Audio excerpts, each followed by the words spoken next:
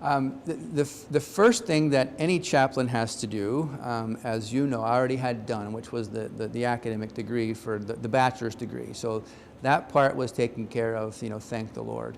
But then there was this whole concept of doing a Master of Divinity degree. And this was, again, I repeat, we're sitting, by the way, in a museum.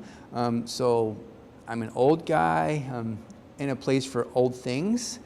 So much of my growing up years, there was no internet. There really no, the basic computing was all it was. So there was no such thing as an online degree. So I had to find creative ways to do residential training.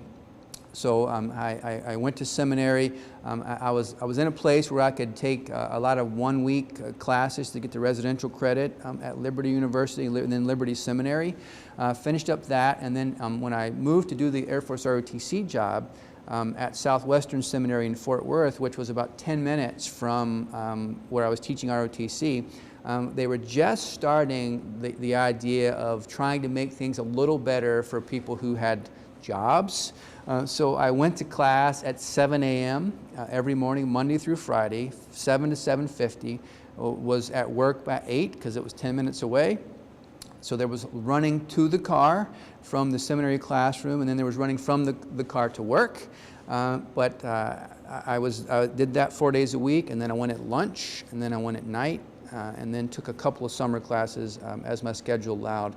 But finished up the 96-hour degree program in 1994, and then got a couple years of mostly weekend experience for those 2 years while I was teaching ROTC. So thankfully, they said 10 years of Air Force experience, including 4 years as an ROTC instructor, in which counseling is done, teaching is done, ministry program planning is done, in addition to the experience I got at the church, mostly on the weekends, is how I got to this point. So maybe the accessions officers were a little more lax than they are today, but I was grateful to God and the Chaplain Corps for letting me in.